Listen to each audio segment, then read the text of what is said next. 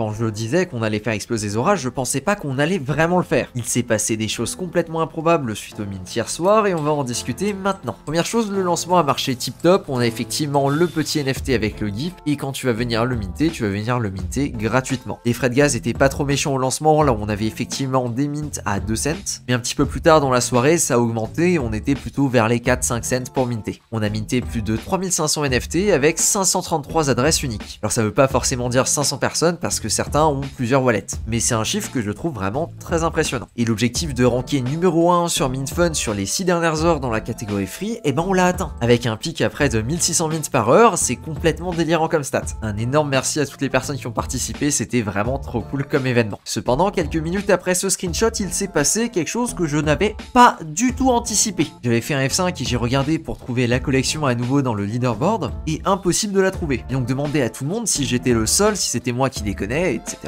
Mais non, c'était pas le cas, la collection avait totalement disparu du leaderboard quelques minutes plus tard. J'ai donc l'impression que la collection s'est fait délister du leaderboard. Je n'ai aucune idée de pourquoi ça a pu arriver. En tout cas, c'est un fait, la collection est passée de première position sur Mintfun à disparu inexistante. Alors je te rassure, la page est toujours live si tu vas directement dessus et tout fonctionne normalement, tu peux toujours minter. Mais par contre, on a perdu une audience possible assez massive parce que on rank pas dans le leaderboard et du coup les personnes qui vont juste sur Mintfun ne peuvent pas tomber sur la collection. Alors oui, je suis plutôt dégoûté et j'ai directement fait un tweet pour demander ainsi qu'un DM, mais à l'heure actuelle j'ai pas eu de réponse. Et non, malheureusement je pense pas qu'on va se faire relister non plus parce que Mintfun c'est quand même quelque chose de plutôt obscur. Je veux dire, on est sur un site qui a pas de Discord, qui a même pas de page pour expliquer ses règles et qui a encore moins un onglet contact pour contacter les personnes qui le gèrent. Heureusement, vu que j'ai déployé la collection avec mon propre contrat, j'ai totalement la main dessus. Ça veut dire que je peux toujours changer certains paramètres si on en a besoin et je pense qu'on va en avoir besoin. Sachant qu'on a perdu une grosse part de visibilité à cause de cet événement sur Mintfun, ça me paraît assez compliqué d'aller chercher les 10 000 mints. Et ce que je propose, c'est de faire une update sur le contrat et de venir définir le nombre maximum de mints à 5000 et donc de faire le reveal à 5000 mints. Je vais mettre un sondage sur Twitter directement en description et en fonction du vote de la majorité, je ferai la mise à jour pour passer à 5000 mints ou alors on restera sur les 10 000 initialement prévus. Je suis un petit peu déçu de la tournure que ça prend, mais bon, écoute, c'est le jeu. J'ai joué contre Mintfun, mais a priori j'ai perdu. C'est pour ça que pour le prochain petit projet, je vais m'arranger pour être totalement indépendant et ne pas être bloqué sur ce genre de choses. Parce qu'ici, je misais quand même pas mal sur la feature du leaderboard, et à raison parce qu'on est arrivé number 1,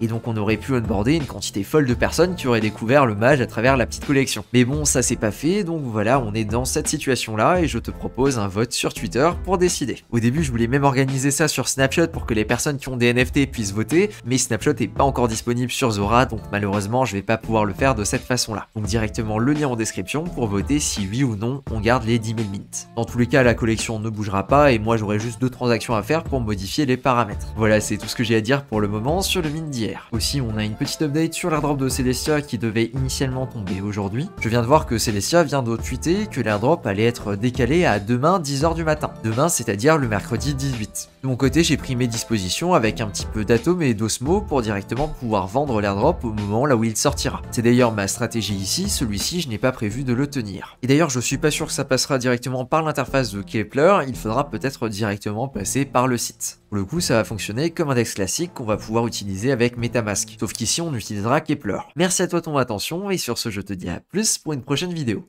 Ciao.